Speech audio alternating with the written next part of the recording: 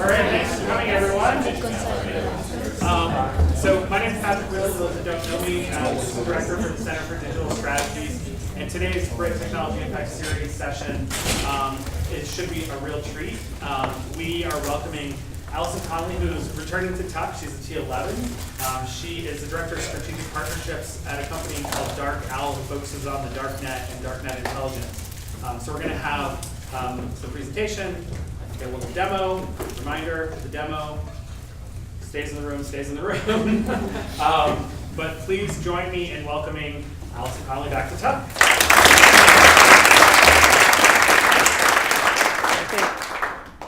Can you all hear me? Great. Thank you, Patrick. Oh, great. I might need that. I'm excited to be back here. I live out in Denver, so I don't get to come back to New England very much. So it's been great. I actually was up at Middlebury, where I did my undergrad this weekend. So I've had my fill of foliage and maple-flavored things, and so all is good in the world. So I'm going to run through some slides. I'm going to sort of start very high level. I think we have a lot of folks in the room that may or may not know what the Darknet is. I'm going to pretty quickly sort of move into what DarkOwl does, how we do it. Please interrupt me, ask questions. I know I've spoken with a couple of you this morning, last night, and there are some folks that have a cybersecurity background. So I'm happy to try and answer some more technical questions. I do not have a tech background. I actually was in finance. I interned for a company out in Denver in between first and second year, took a job with them, moved to Denver, and was there for about 2 years. The company actually went bankrupt. And I started my own consulting practice out there, was working with small and medium companies in Denver, just everything from strategy to pricing, customer acquisition, and got introduced to DarkOwl.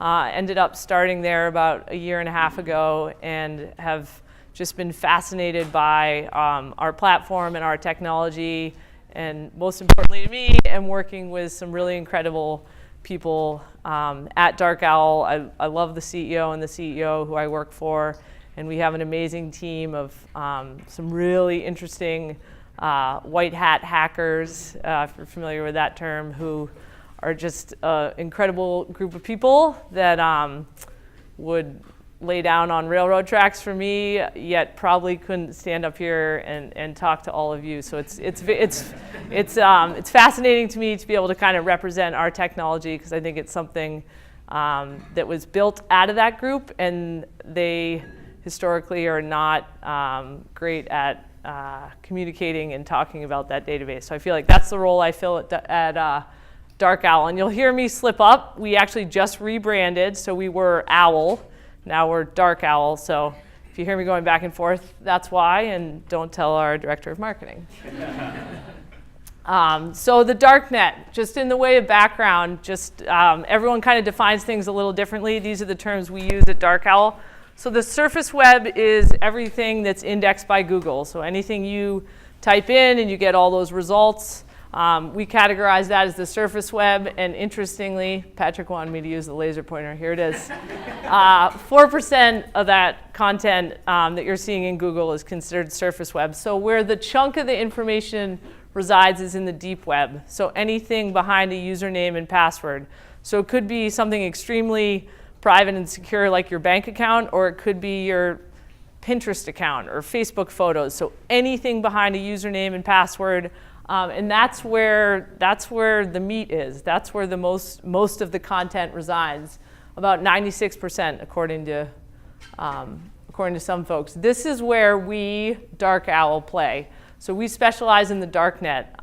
No one really knows the size of the Darknet. I mean, some people have put estimates around it, but in terms of comparison to the surface web and the deep web, it's tiny. It's not anywhere near as big as those two spaces, and that's where we've really focused our energy. And DarkOwl's mission is to be experts in the Darknet space. In the way of background, actually, let me kind of pause there. How do you get to the Darknet? So for those of you that are unfamiliar, you essentially need to download special software called Tor, which stands for the Onion Router. Once you have that software on your computer, you are able to access the Darknet. Worth noting that it's not some crystal clear interface. There's no nice Google search bar. It's a fairly squirrely environment with all sorts of different content and doesn't really have the structure and sort of rules in place that the surface web and the deep web do. So who uses the Darknet? So everyone immediately, which is probably why you're all in this room, because Patrick and others do a great job at advertising, like, ooh, the Darknet. There's usually someone in a black hooded sweatshirt, because all hackers wear black hooded sweatshirts. But there's actually a lot of legitimate reasons for the Darknet. So the best way to think of it is you can remain anonymous when communicating on the Darknet. So why would folks want to be in that environment? There could be reporters who are using it, journalists who don't want to expose sources, or you're living in a country that censors content, or there's some people, especially this day and age, who are just paranoid or maybe just being conscientious and don't want someone tracking where they're going or where their IP address is hitting. So law enforcement groups are obviously on there looking for people doing illegal activity. You could be a victim of domestic assault and you're in a witness protection program. I mean, there's a lot of legitimate reasons to communicate on the Darknet. However, what people usually talk about is all the illegitimate reasons, and that is where the chunk of the content is being used for illegitimate reasons. So obviously, you're able to remain anonymous. So what is that going to attract? That's going to attract anyone that's doing illegal activities. So that could be people stealing credentials from Experian and they want to sell them. That could be people, some of you might have heard of Silk Road, which is sort of one of the famous Darknet marketplaces that was selling all sorts of drugs. There's people selling counterfeit information. You steal hard drives and you want to transact and sell those. There's gamblers. There's awful things. There's some really dark corners of the Darknet, including human trafficking and child pornography and some areas that are just horrific. We do some work with law enforcement, and the stuff that some of those people are doing to try and combat that is really scary, and a lot of that is happening on the Darknet. Questions on? Sure. Could you elaborate a little bit on the distinction between Darknet and subsurface? Sounds like a both deep web. Yeah, deep web. Deep web. Yeah. So I will say there's not controversy, but people, when you use the word Darknet, it's so new that categorizing it and defining it has not entirely happened. So some people will say, Darknet only includes Tor sites, which is the Onion router, which I mentioned earlier, which are sites ending in .onion. Others will say that includes I2P and all these different new darknets that are popping up, like ZeroNet or other sites. But we at DarkOwl categorize them as anything that's happening where you can remain anonymous. And we have focused mostly on Tor domains and have recently sort of branched out into I2P and a lot of these chat forums. But the distinction for me personally is, can I, Allie Connolly, get to them right now today? If I can't, it's probably Darknet, and if it's deep web or surface web, then I can get there using my browser. Does that help? Yeah. You were mentioning being anonymous, but there has been the issue of more and more Tor nodes being monitored by security agencies. So how long do you think will that actually last? And yeah, how do you find the people you want to find if you're working with law enforcement if it's anonymous? Yeah, great question. So everyone's always one step of everyone else ahead of everyone else. So Tor has actually talked about sort of the hardening of some of these Tor domains and adding in more encryption, more layers of encryption to allow for those sites to still remain anonymous. I mean, there will always be people that are racing down the road ensure the technology allows them to remain anonymous, and then there will always be those chasing to make sure that they can track down who the anonymous are. So I think both roads will continue to drive after each other. So that would be my dodging the question answer. Would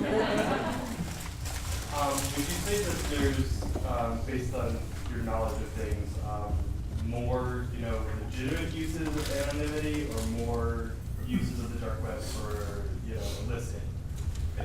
Illicit, illegitimate. Okay. Yeah. I mean, that's also the business we're in, right? We're trying to help companies and corporations look at that. So I think, but I think from the analysis we've done, it's more illegitimate. Yes? You mentioned in order to access the dark web, you need to download Tor. But I guess it's harder to access it than just downloading a software, right? So I'm just trying to understand what the barrier is to access the material. Or is it like you and I can just download the software? I mean, technically you could download the software, but I think my subsequent answer to that would be I've been working at a Darknet company for 18 months, and I have not downloaded that software because I want no business of being on there, potentially exposing my computer. Or the sad reality is there is so much pornography on the Darknet that you could download Tor and you're on there tomorrow and you're seeing things you don't want to see, which is a reality. So I think it's logistically you absolutely could do it today. But I personally would advise against it. My question was not whether you and I can download it. So Oh. If you're going to operate in the space of trying to understand, tracking down people in the darknet, you need to have the software to access it, correct? Correct. Yes. And I think this kind of leads to the question of what kind of content is out there. And again, it's a hard question to answer because no one really knows the size of the space. It's hard to actually catalog. There's not as much, think where we were with the internet 10, 15 years ago. There's not hundreds and hundreds of companies that are analyzing the content. So this is all starting to come out, and I guarantee you could get a company in here next week that's going to have a pie chart that looks different than this, telling you what kind of content's on there.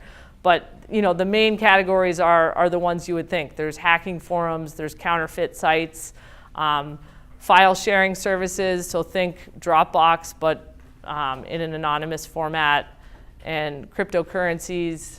I know you guys have had some folks in here talking about some of that as well. So I think one of the big things that we try and address at DarkOwl is, all right, the space exists, there's data in there, there's people doing illegal activity, like why aren't companies or law enforcement monitoring this? And there's a lot of challenges. So it's not indexed, meaning, part of it you run the risk of seeing things you don't want to see, but part of it is it's just really inefficient. There's no www.dartmouth.edu. There's like Tor domains that are hundreds of characters long. It's a hard environment to navigate, so it's just very inefficient from an analyst perspective. And the risks of, yes, in theory, you are anonymous, but if you don't know what you're doing, you end up in the wrong chat forum. You very well might not be anonymous, and now you're no longer anonymous in front of people who are trying to remain anonymous. You can sort of see where that goes. So a lot of corporations may be in a situation where they have the sophistication and maybe even the team to be monitoring the Darknet and have consciously made a decision that the risks to doing that outweigh the reward. And that's what we at DarkOwl are trying to solve, from both eliminating the risks and also making it much more efficient. So we automatically scrape Darknet content into our database. We pull all that information over onto the OWL side of the house, and we essentially sell access to that database in a couple different formats.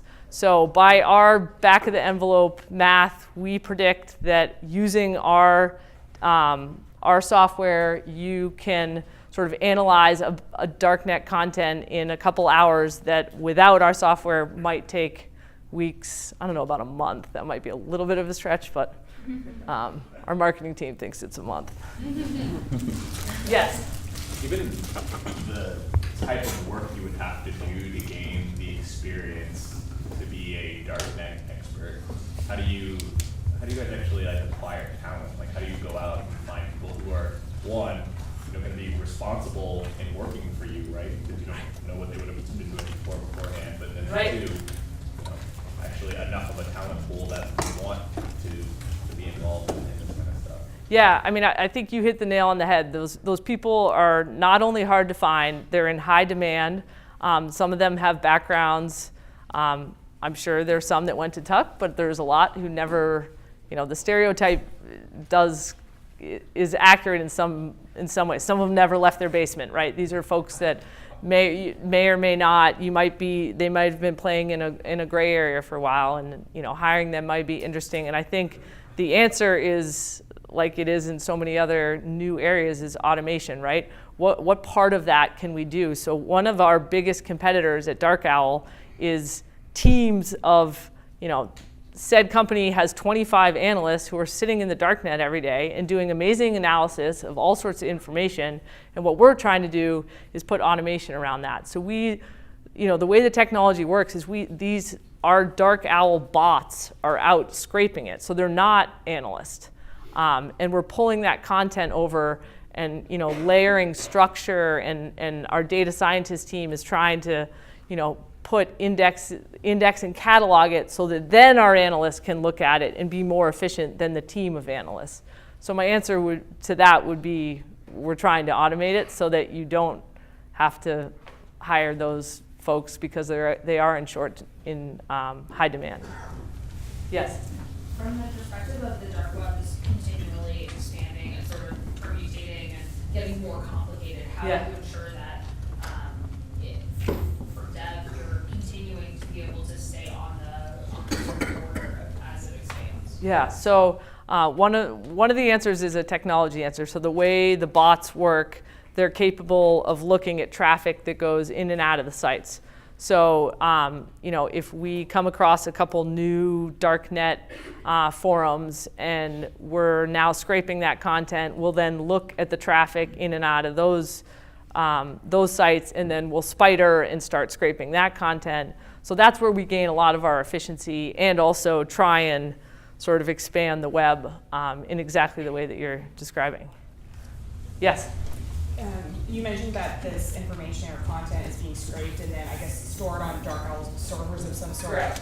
Does the company face any legal implications for now hosting that content? Yeah, great question. We always get that question. So, I mean, again, we're in sort of uncharted space, but our CEO comes out of a legal background, and we have designed the technology in a way where we're essentially indiscriminately pulling information over. So it's sort of the dumb pipe methodology. So the same way that, there's surface webs that do have illegal content on them, or other forums, and Google can't be held responsible for that just because it fell into their index, right? So that's sort of the same premise we're under. Now we're in a space that's percentage-wise is a lot more stolen information, and a lot of information that's in those areas. I think one answer too is we intentionally do not scrape any images. So everything we do is text. So we immediately avoid the whole, pornography issue right off the bat, which is actually a huge selling point for our clients. We have no images, and there's no risk of that. And then the other piece is just we'll draw the line behind, even though it's hard to get to, even though all the challenges I just described, everything is technically open source. So we will not go behind firewalls. Everything is classified as open source information.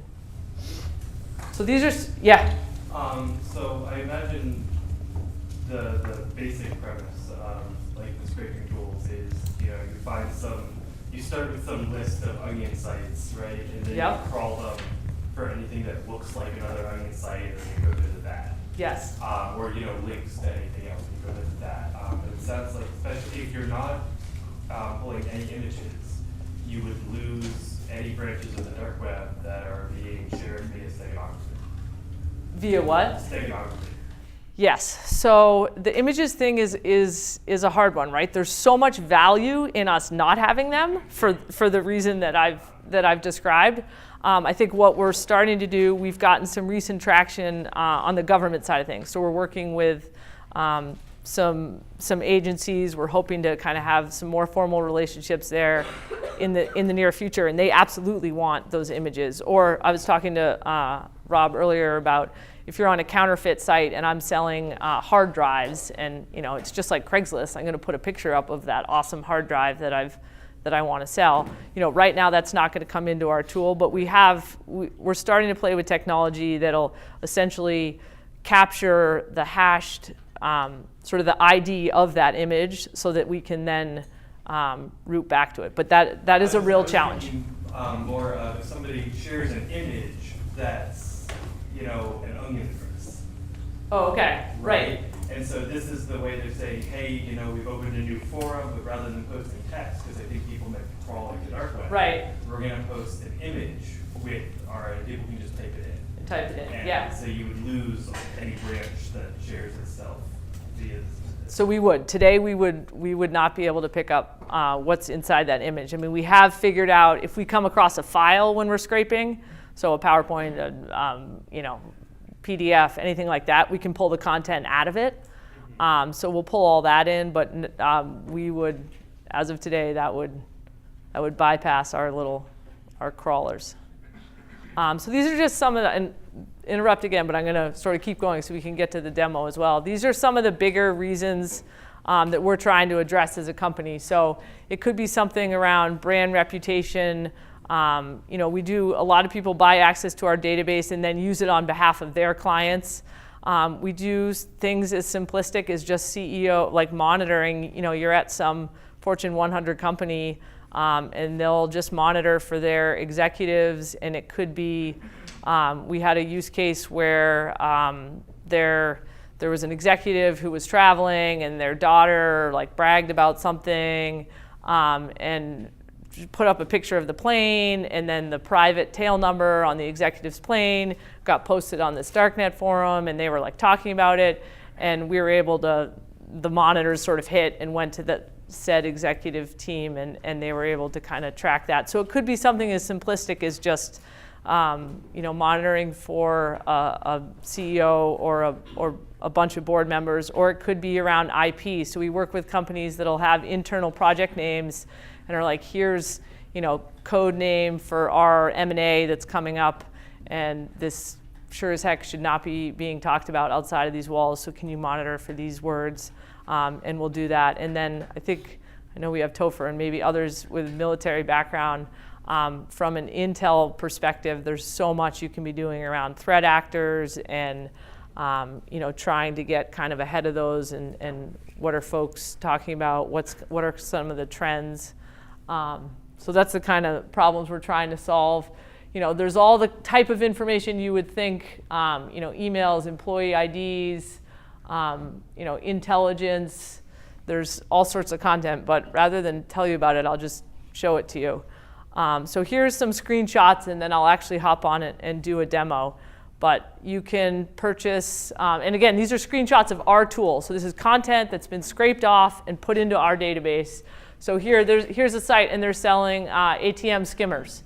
And depending on which ATM you're skimming, the price goes from, looks like $2,000 to $3,500, and you can buy an ATM skimmer. There's sites on how to make explosives. This was actually a search run on some of the ingredients for making a bomb. Here's a site that had some credentials for sale as cheap as $6. Here's a Russian Darknet forum where hackers were talking about an internet service provider that they had essentially gotten into some of the admin passwords. In terms of content, we see about 75% of the content that we scrape is in English, about 25 is in Russian, but we actually scrape in 47 different languages. So I'll do some searches, but the majority of the content's in English and Russian. Here's a site that had some leaked credentials. This is someone, wait till you see all the plain text passwords that are out there. It's frightening and laughable and fascinating all at the same time, including my own, which I will show you. let's just say my password etiquette pre-OWL was not where it should be. You can buy a DDoS attack.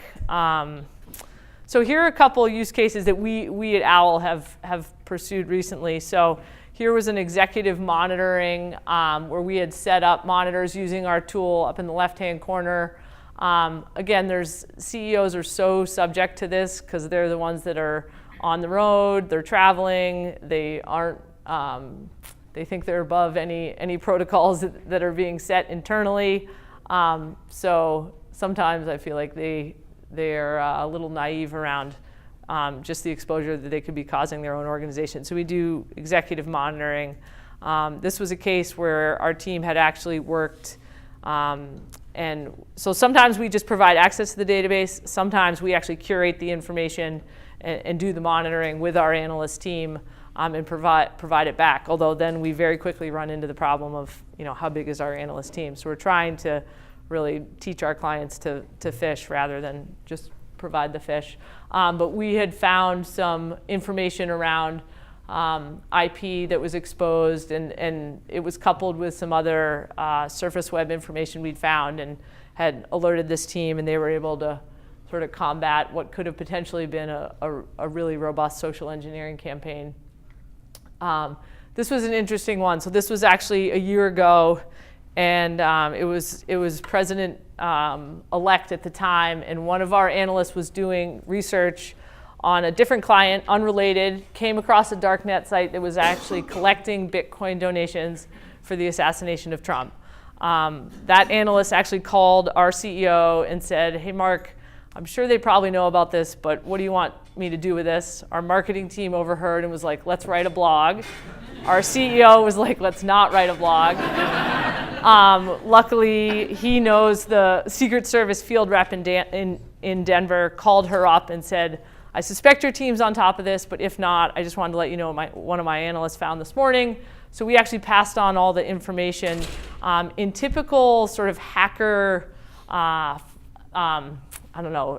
what's the word I'm looking for, culture, there were a lot of footprints in the source code. So our analyst kind of dug in and was like, what can I find? And there was some, this is a picture of some of the source code where the hacker was actually kind of bragging about having set this up and was able to kind of triangulate between 3 different Bitcoin wallets and trace those and basically come up with the name of a person. So we passed that on to the Secret Service. Obviously, being the Secret Service, we didn't get a full-blown report on exactly what happened. I will tell you they did nicely call us back and say, "Thank you so much for the information." Interestingly, they said, "We do not think our analysts could have gotten to this amount of information in the amount of time you did," because oftentimes they're held to, ironically, if they're holding clearances, there's actually information they can't look at. So we were able to kind of gather a lot of this information and pass it on a little more quickly than I think they would have been able to. And in my own opinion, and in talking with our analysts, there's absolutely no way that this hacker was capable of doing what they said. But any guesses on what they made in about 36 hours? US dollars? No, it was about 34,000. So I mean, that's more than I make in 36 hours. Yes. Is there any mechanism for you to evaluate the credibility of information you get in the Darknet? Because I imagine if I were the person who had this kind of thought, I would send different information in Darknet too. Yeah. Just confuse you guys. No, it's not laughable. It's a great tech. I mean, the same thing's happening on the surface web, right? How do you tell there's a lot of content on the surface web that's not true. We all know that as well. And I think the answer would be absolutely not from an automated perspective, right? We do have skilled analysts who are looking at content and they may be able to discern that just from their either prior knowledge or comparing it to other information, but it's no different than the game that we're playing every day on I'm reading a magazine, what are the sources, how real is this? But you're entirely right. I mean, it's especially thinking about, wearing your military hat and having to use this information, I'm sure there's content out there and they're steering them in the wrong direction intentionally, absolutely. Yeah. given that this stance of finding or not finding information, what is the obligation that you have for your clients? To our clients or to the, I mean, in the Secret Service example, we do not have a formal relationship with them. That we had just passed that information on Your clients. to our clients. Yeah. So, I mean, we love, I mean, if we can provide, if we find anything, we're obviously going to share it with them. I mean, that not only what they've asked for, but it validates our services as well. So, you know, when it comes to our clients, our obligation is to monitor the darknet on their behalf or help them monitor the darknet for their own organization. I think the question, interestingly, that I usually get asked is, what obligation do you have to your non-clients, right? So and I'll show you. I will show you in about 2 minutes pages that have, you know, credit cards for sale, and there's a name and an address. I mean, am I obligated to call that person? It's hard. I mean, I think that Secret Service example, obviously we felt that was in a place where, okay, this is something we should share, but there's a lot of mundane examples too. So I think we don't know the exact answer to kind of where we draw that line and what information, you know, should we be passing on and what information should we not. I mean, I don't know that we've figured that out, and I would argue that hopefully I've chosen to work for people and our leadership is going to continue to walk that line, but I think it's hard because we have a database of essentially stolen information, and you know, we're also trying to run a company and keep the doors open. So we're trying to ensure that our clients see value in that, are paying us for it, but there's also content in there for companies that we do not work with. So, I think we do both things. There was a case recently where a bunch of content came up, and our CEO recognized it was a local Colorado company, and he called the CEO at the other firm, and she was very appreciative, and he had just passed that on. But I think we struggle with this, you know, weekly, if not daily. So I'll do one last interesting example. So this was actually over in the EU. There's a company that aggregates, I think they're basically oversee a lot of the banking industry, and they had reached out to us and said, hey, we have heard that there's this malicious Android application that's basically targeting EU banks. Can you help? Can you see if there's anything in your database? Can you try and figure it out? And they said to us, I think rumor has it there's like 7 banks that are being targeted. Well, it turns out we went on there, and I think these slides are in the wrong order, but using some of our data, we were able to identify information that was being talked about. We actually were able to pivot on. There was some chat forums that were talking about this malicious Android app. And then we found this page on the Darknet, and I think I have a bigger screenshot of it, that's basically the source code behind the Android app. And the way they named it, it actually lists every one of the banks that they were targeting. So this was great because this was a really easy use case. You're just able to pull down right there, you know, every name of the bank and every version of the app and pass it on to the organization, which then reached out to their member banks, which ended up being some pretty prominent banks. And they had already designed a way to kind of combat that application, but they weren't sure who was being targeted, so we were able to provide that information to them. Yes? Is that just by chance that all of the banks you were showing are German? Or what? German? No, it's not by chance. It was a German company that had asked us to look at them. I mean, I don't know why the hackerage had targeted just German banks, but no, that was the country we were in.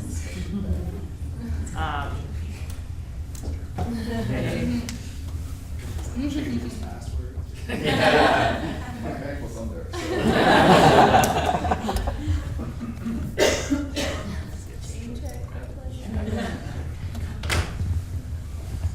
So I'm going to jump into our database and hopefully run some searches just so you guys can sort of see it in real time. This is, ta-da, the DarkOwl database. I was telling Rob earlier, and for those of you that do have a cybersecurity background, interesting to kind of the origin of this is OWL was originally an IT services firm. So boutique, very traditional, pick up the phone, I need incident response work, I need code review, I need forensics done, we got hacked yesterday, can you help us? And we were doing a lot of penetration testing, which most of you are probably familiar. You get hired to break into organization, and then we provide a report that says, here's where you're vulnerable. And this tool was actually built out of our pen testing team. And I think it's worth mentioning because it was not built by a bunch of developers, but it really came out of our white hat hacking team that wanted access to Darknet sites to get credentials, to then use those credentials in our test for our client, and then we would pass that information on, and then the light bulb went off. There's actually a lot of value in providing access to this Darknet database, and so that's when about 2 years ago, OWL made a huge shift and started to invest resources into the database. And the value is in the data that sits behind this. I would say that we have not, we could use a bunch of Tuck grads to help us with everything from UX and some of the kind of shiny, glossy stuff on the outside. So our user interface is good, but maybe not great. So here's a free-form search bar, so I can type in anything I want. For instance, Sally or the like. Before I run any searches, I'll tell you.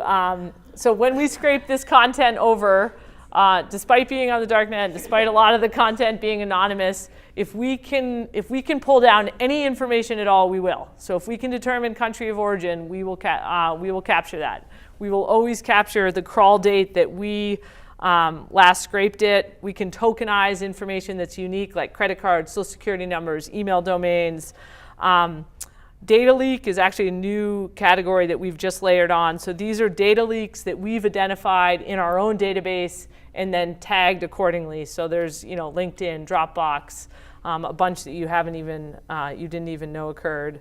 Hackishness, I'll get back to in a second. So language, these are our 47 different languages that we can search in.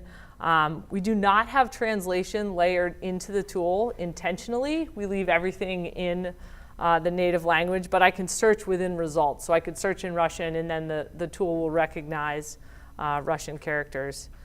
So let's run a sample search. So here, it's really small. So I'm asking the database to show me content that has credit cards for sale. I want at least 3 up to 50,000, and let's just look at those that the DarkOwl crawlers hit in the last week. So we have about 1,800 results. Let me see if I can find a spicy one. So here's a page. This is a credit card form. So just in terms of sort of the user interface, this is the actual .onion site that we scraped the content from. It looks like we crawled it. Is that today? Yeah, November 6th, this morning.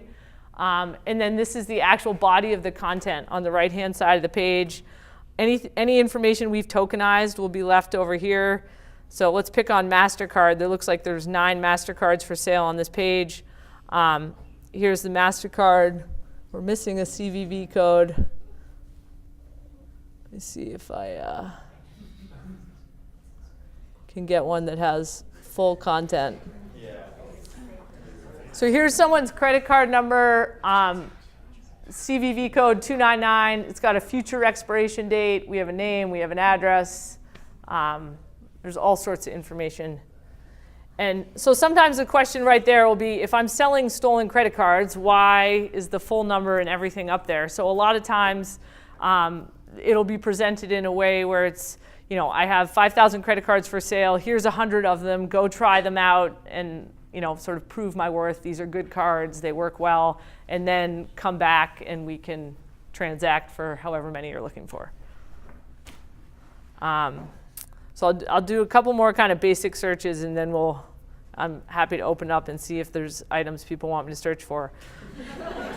So I ran a search this morning, and we do a lot of credential searching because that's kind of you'd be crazy to have the tool and not at least be using it to monitor what kind of exposure your organization has just from an email domain perspective. So I was running a search on just tuck.dartmouth.edu.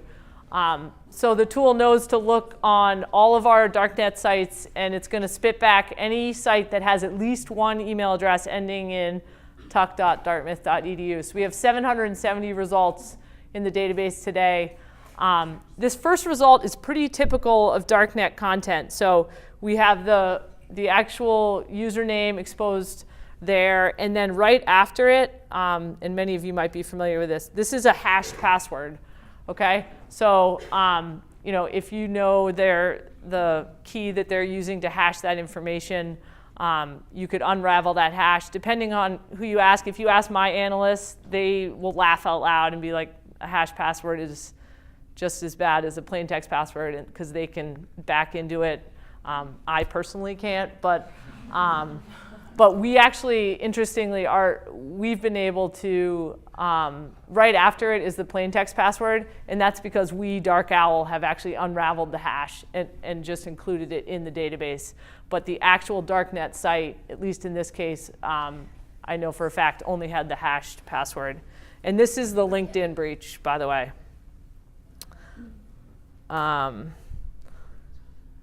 This person's a Disney fan. There's a plain text password right here. Walt Disney.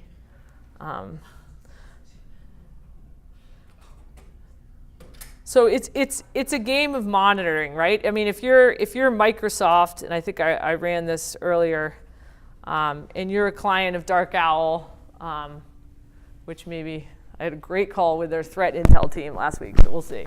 But if you're, to have 85,000 exposed email addresses, that's just overwhelming. But from a monitoring standpoint, if you go from today looking forward, there's so much value in knowing when those spikes hit, right? So next week, all of a sudden, we see 200 Microsoft credentials that have come up on a bunch of Darknet forums. Immediately, the mitigation internally for them is going to be so much easier if they're able to look at those 100 and say, oh my gosh, all 100 work out of our Boston office, or all 100 are serving this one client in Denver. Those are going to be two very different mitigation strategies. So the information that we're able to provide from an aggregate standpoint can often help them kind of back into what happened.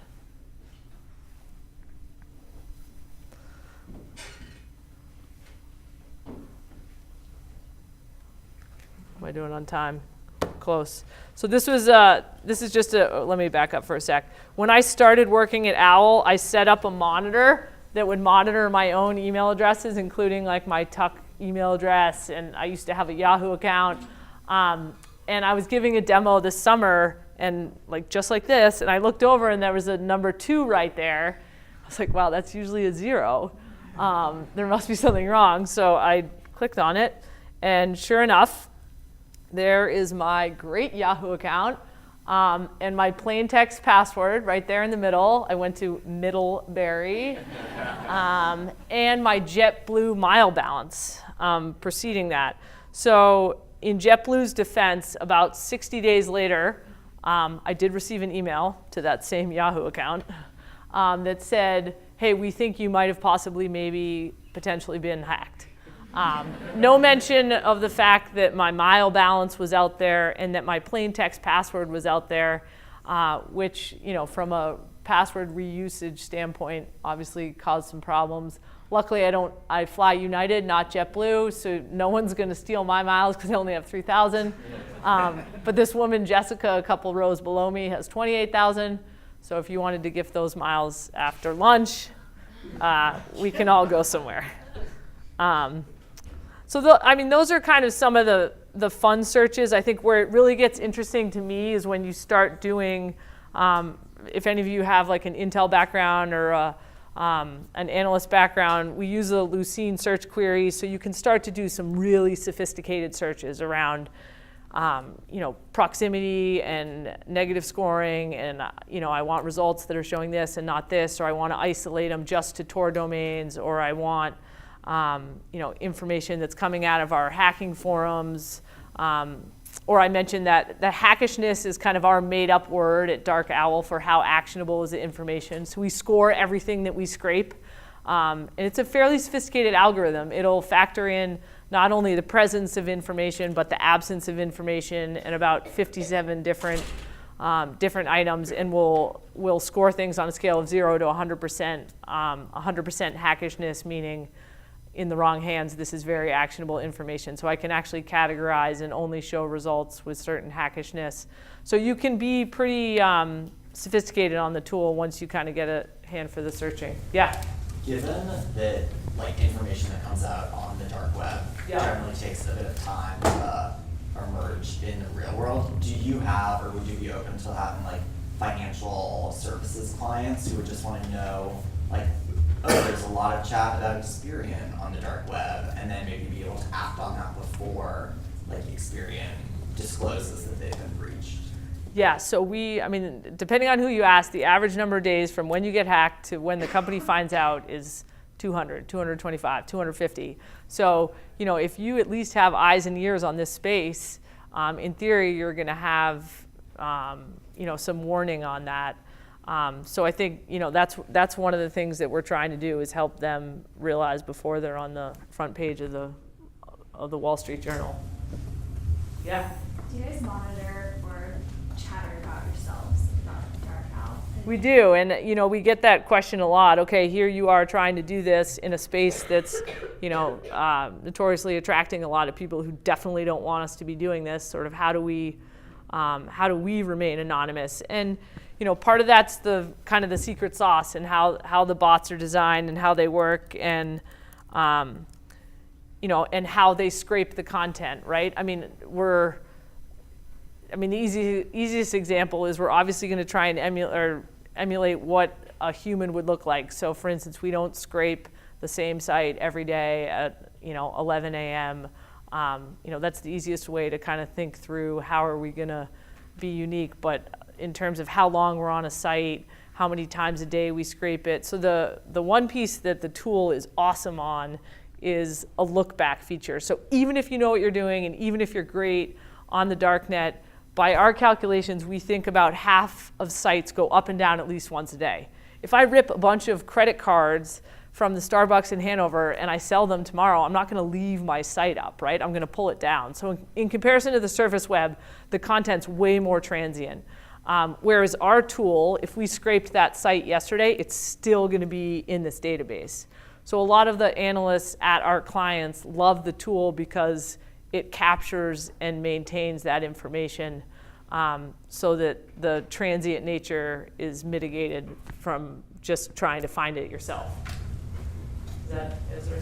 Yeah, and do you see any mention of blast you DarkOwl equal Hitler? Blast you. No, we haven't yet. The bots, it's not like it has like a little owl cape on and it's like running through the site with a DarkOwl logo on it.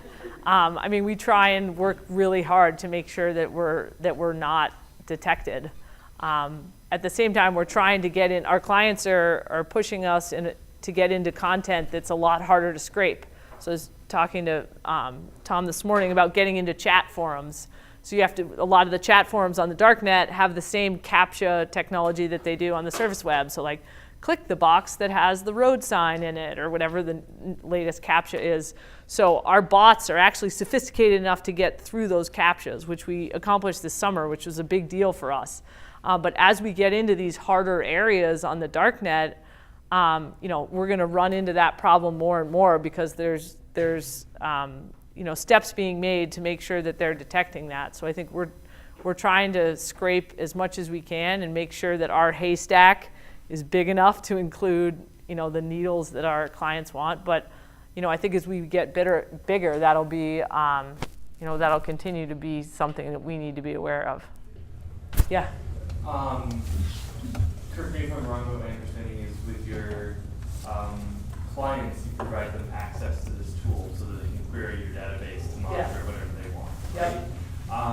How do you think about the issue of, you're scraping credit card information?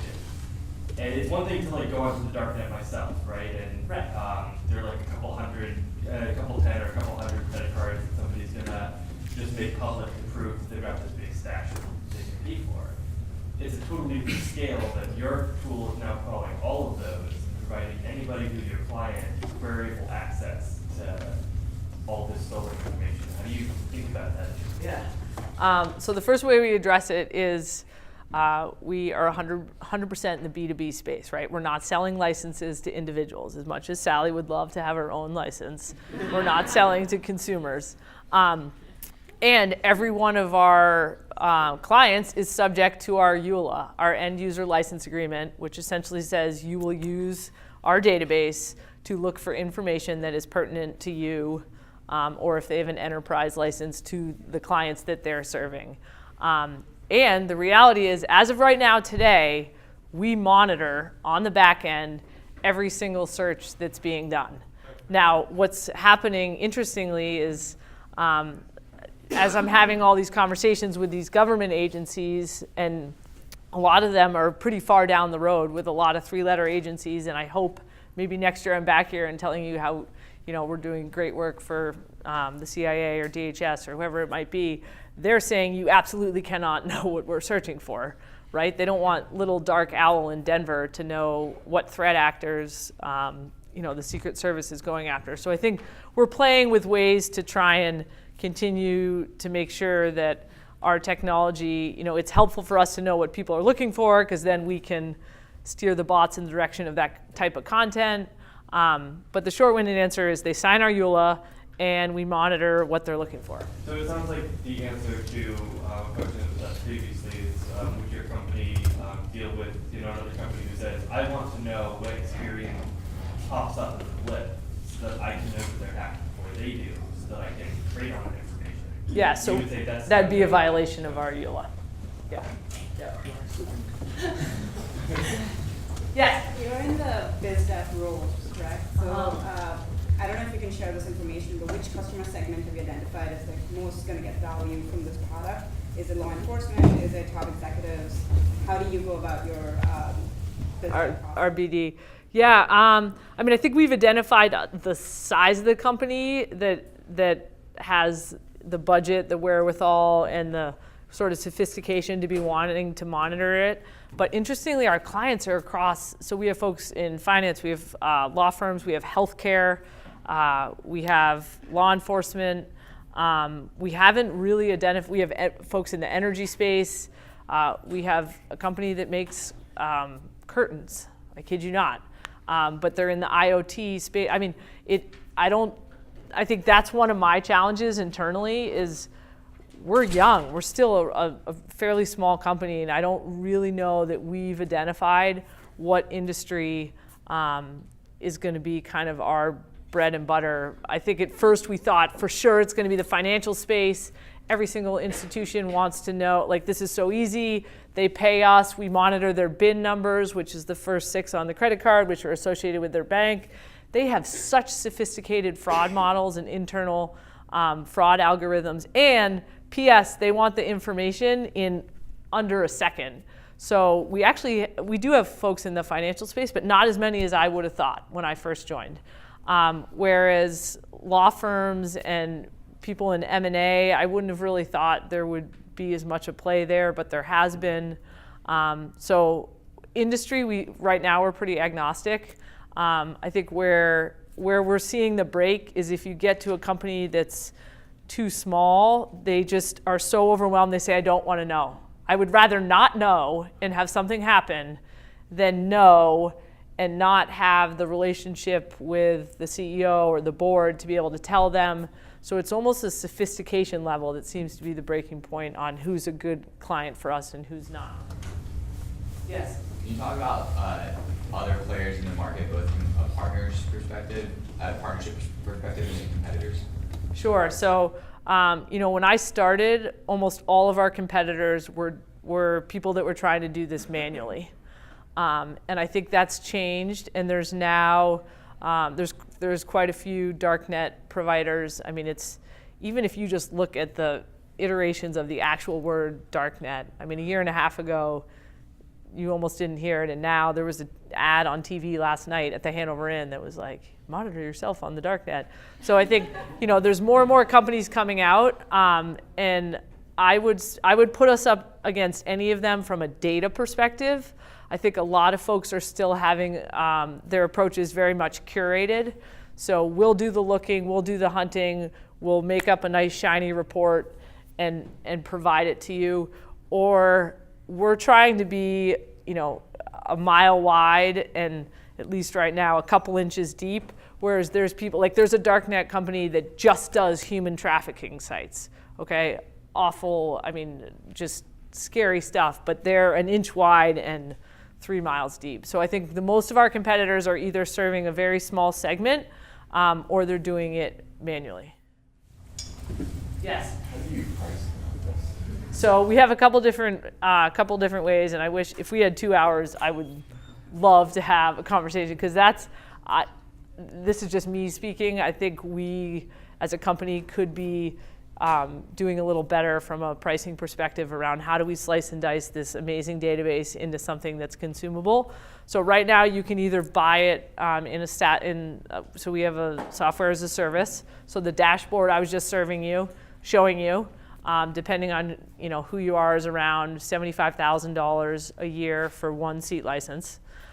Or we have an API. So some of our bigger clients are saying, I just want to hook this thing up to my SIM and I'm going to buy, I want all the social security numbers. They'll buy the data in buckets. And then we have others who are getting data feeds. So it's basically SaaS, API, and data feeds right now. And both the data feeds and the API are priced on a per query basis, and the SaaS platform's on a per analyst seat license. Anything else? All right, that was exciting.